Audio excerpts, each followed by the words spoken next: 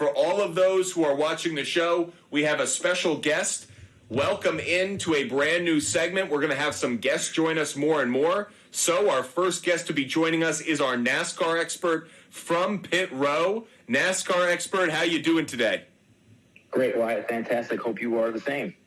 For all of those who love the Butt Fumble Sports content that we put up on our website every single week that is behind NASCAR, this is the individual behind it, and he is scorching hot with his picks. Got a correct pick last week, has done really well over the course of the season. We'll get into his picks a little bit later, but first, just to start, Mr. NASCAR expert, where are we in the NASCAR Cup Series overall in the season, and what are some of the notes that we've taken from thus far in the season?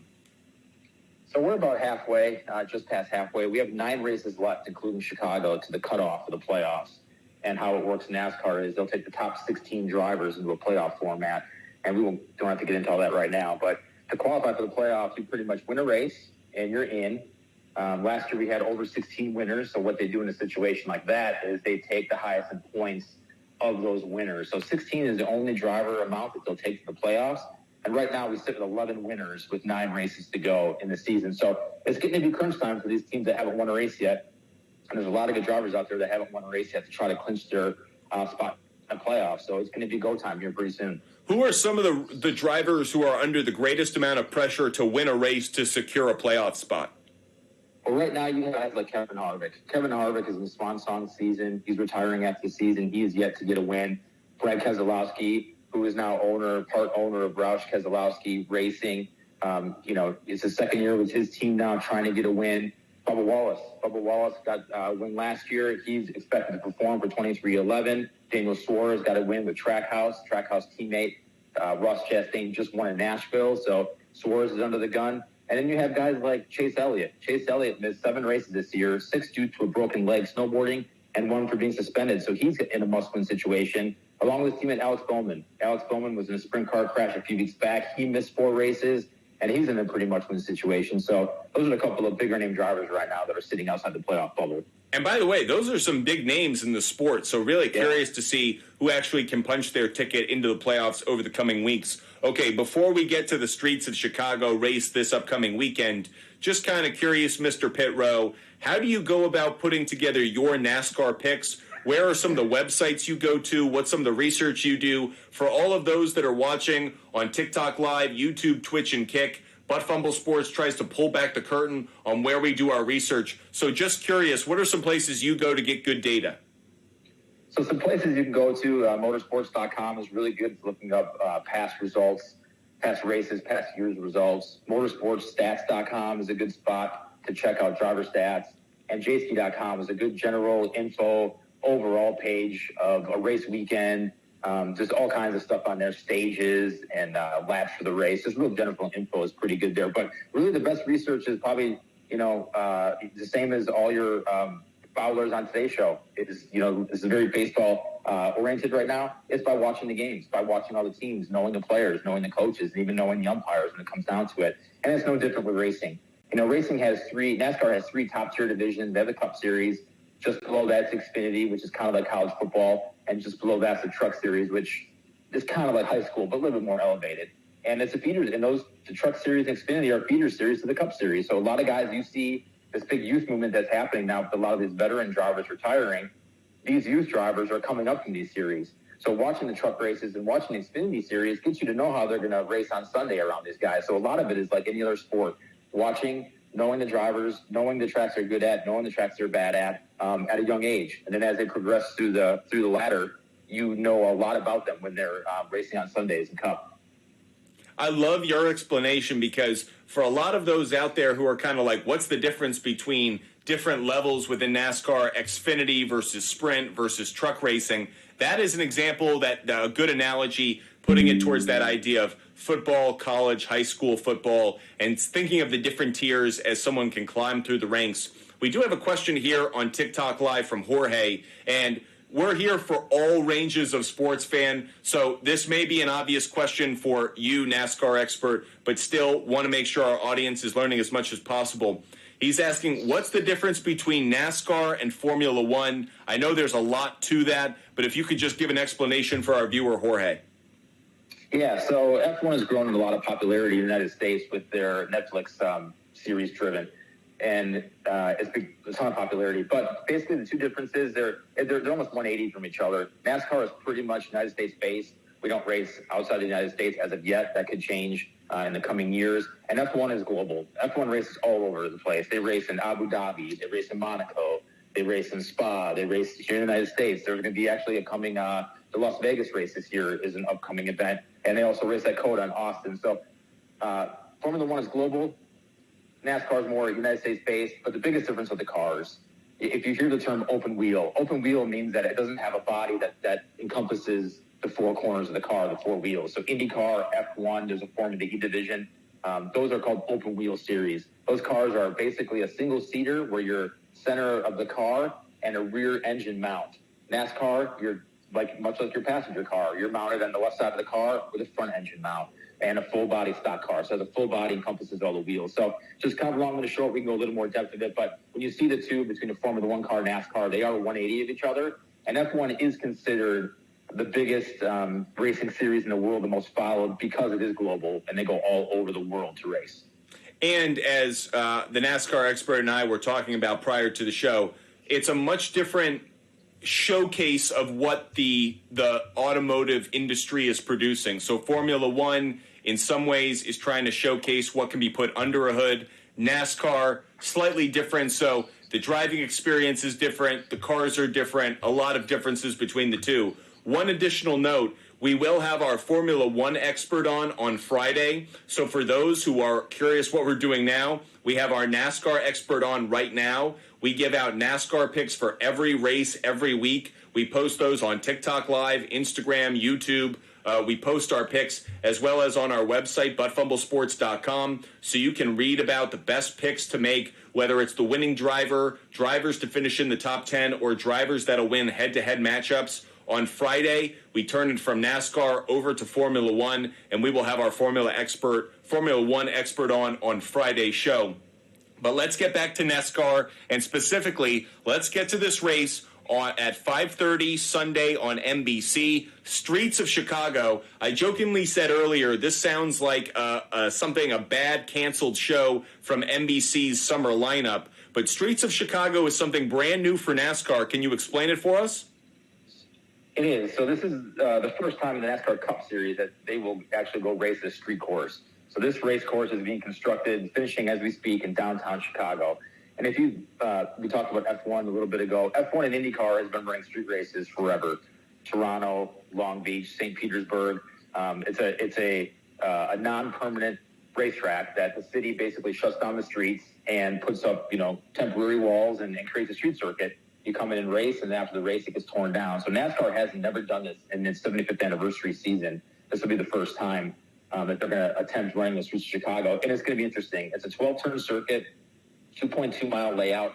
There's 3 really long straights that will lead into really, really tight 90-degree corners, which is going to provide a lot of action. There's not a lot of runoff at this track, and what I mean by runoff is when you go into the corners, sometimes if you see drivers lock up and tire smoke and they get on the brakes too hard, there's a runoff area where they won't make contact to a wall or a tire barrier that allows the driver to run off in that corner, turn around and get back on the track without causing any damage to their car. So there's not a lot of runoff here. So a lot of these drivers that don't have, pretty much all but maybe 2 drivers in the field on Sunday between Austin Cindric and AJ Allmendinger don't have any street course experience. So this is going to be a whole new avenue. This is not like going to a traditional road course of Sonoma and Watkins Glen or even COTA for that matter. This is going to be a whole new curveball for teams. And not only just on track, the crew chief. So the crew chief basically makes all the calls of when to pit the car, when not to pit the car, changes to make to the car to make it better to help the driver out. He takes the feedback from that driver.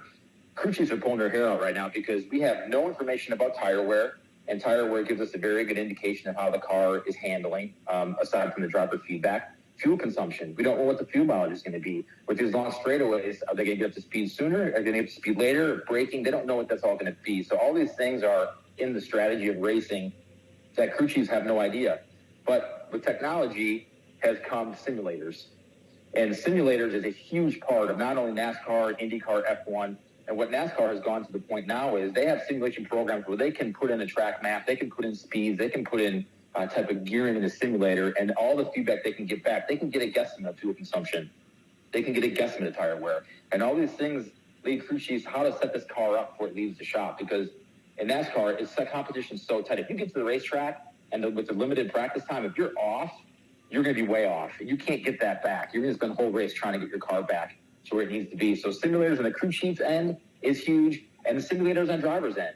They have driver simulators now that are full motion simulators that they go to. Chevy has one, Toyota has one, Ford has one for all their drivers, and they basically can simulate. They scan the track and they can drive the racetrack and feel every bump, every corner. All the sight lines are the same, all the trees in the same place, this fence is in the same place, to give drivers every ability, especially now, to go to a track like Chicago, I've never been before, as much experience as you can, because a street course, you can't practice at. A traditional racetrack, let's just pick one, Indianapolis. You can go to Indianapolis and you can test and you can get on-track time as a driver. But a street course, because it's temporary and they build it before you get there, there's no on-track time until the race weekend, so you practice, qualify, and race. So street courses are really tricky because drivers just don't get practice time in a situation like Chicago's going to present this weekend. Just to give an analogy for those who are kind of are interested in what our NASCAR expert is saying, but kind of want to see a comparison. Baseball just went over to London and constructed that baseball field inside a soccer stadium, a football stadium. And when they had that series a couple of years ago between the Red Sox and the Yankees, the fences were closer in, and it turned into a home run derby. We had no idea how much offense would come in that series. So what did they do this time? They put those fences back a little bit just to make it a little bit more normalized when it comes to scoring. When you don't have the experience, you have a brand new experiment like a street race in Chicago, to our NASCAR expert's point, you can't get the data, which obviously is going to inform the driver and the team on when to make decisions, how to attack, the strategy to use. Really interesting. I'm really curious also to know if fans are going to be invested in this. We've seen the success of street races in Formula One, obviously, but is NASCAR, are they getting into the right thing? Are they going away from their fan base? That's something we'll talk about at another time, just something kind of on my mind. That said, who are a couple of the drivers that have your attention for this race that we should potentially be betting on? Don't give away any winners. People will have to go check out your article later this week. But give us just a couple of drivers that we may want to just put a star next to. So, Fumble Sports, as you mentioned, we've actually picked the winners in the last two races, Sonoma and Nashville, with plus 1,100 and plus 3,300. And we've also picked the last four of our head-to-head matchups correctly. Let's just say that one more time, because I think our NASCAR expert is a bit too humble. So you've gotten your last two winners in a row, and those are coming in at big plus odds. And you said we've gotten the last four head-to-head matchup picks correct? Yep, the last four head-to-head we gave Buck Fumble Sports is given out correctly. And then at Sonoma, we gave you Truex Jr. at plus 3,300, and we also gave you Ross Chastain last week at Nashville at plus 1,100. So a little bit of a heater right now, and obviously we don't get too overzealous here at Buck Fumble because we know it can be taken away as fast as it's given. So we just keep our head down and do our stats and do our trends and just keep trying to make smart picks. And with that said, who are some of the drivers that you're zeroing in on? So a couple guys that you can look at here. Some guys that are going to be running up front, I would think. He's been out a little bit of a cooler of late, but Christopher Bell's last four road course races, he's had three top tens, including a win, and he just finished up with a third place at Sonoma a few weeks ago. He's got some good value to take a look at to possibly win. Trying to get back on track. He was really, really hot to start the season, and like I mentioned, he cooled off, so he's trying to get back into form with that 20 team. A couple drivers to take a look at maybe for the top 10. Very sneaky is Michael McDowell. Michael McDowell runs for Front Row Motorsports. It's a very, very small team, but they've been running better as of late. And he had a 7th place finish at Sonoma and a 12th place finish at Coda, which is another road course that we ran earlier in the year. So he could be someone to look at for a top 10 finish. A couple guys just to maybe stay away from, as much as we like to pick guys in the top 10 or for a win, would be Harrison Burton. Harrison Burton is running for the Wood Brothers in his second season. And his last four road course finishes, he's had finishes at 22nd, 27th, and 228. So he's really, really had a struggle. So that might be someone to maybe avoid this week is Harrison Burton. Okay. And any additional notes when it comes to this race and how we think about it that we should be considering, as in if someone's done well at a previous track or if there's some kind of something that we can just take, maybe one last little nugget that's like, hey, this guy's done well in this kind of situation. Maybe that kind of variable is one to keep mind of. Yeah, I mean, this is a complete unknown. So I think you need to look at the guys that have been really, really good at road courses here over the last couple of years. Your Martin Truexes, your Kyle Larson's been pretty decent. Some of these guys that run up front, Tyler Reddick is another name maybe that could be running up front. The guys that have done really well at road courses in last year with this new gen car would be guys that kind of take a look at and lean on experience. You know, some of these guys that run well at road courses that have the experience, they know how to take care of their car in this really practice session and not just go wide open and try to get what you can. You know, and some of these guys, you know, this could be a race of attrition. We don't know what to expect. You know, yes, you can pick the guys that are really, really good at road courses, but this could be a game of I'm going to ride 15th all day. I'm going to keep my nose clean, and I'm going to let all these other guys wreck in front of me and take each other out. And next thing you know, I'm sitting in the top 5 with 10 to go, maybe with a shot to win this thing. So there's going to be some mentality there, and a lot of that comes with experience over time in the Cup Series. Want to give a big thank you to our NASCAR expert for joining us today. Again, our NASCAR expert has gotten the last 2 wins correct when it comes to naming the winner and putting them at pretty good plus odds. He's got the last 4 head-to-head picks that he's put out there correct. You can find his article on our website, buttfumblesports.com, a little bit later in the week. I want to thank our NASCAR expert for joining us. Really appreciate you making the time on your Wednesday. And again, he just broke down the Streets of Chicago race at 5:30 on Sunday on NBC. Again, you can get all his notes and all of his picks on buttfumblesports.com. Thank you so much, NASCAR expert. Now get back in the garage. Yeah, we'll do so. And real quick, hey, for everyone that is either trying to get, you know, a little bit more knowledge on racing, don't miss the opportunity. If NASCAR, IndyCar, or even F1 coming to the States, NHRA drag racing comes to your region, make the time to try to go. You'll become a fan, I can guarantee it. And, you know, also support your local short tracks. People that want to learn about racing, there is no better way than to go to a grassroots racetrack and learn, even just what the flags mean, how a race orchestrates, how it works through a day between practice and qualifying and racing. And supporting local short tracks is supporting your small business owners too. So dirt track, asphalt, doesn't matter. It's a family environment. It's very cheap to go, very affordable to go to your local short track, and that's the best way to really start to learn about how a race weekend works. So I appreciate it, Wyatt. Thank you for letting me join you today, and we'll do it next time. Can't wait. Have a great day. You too.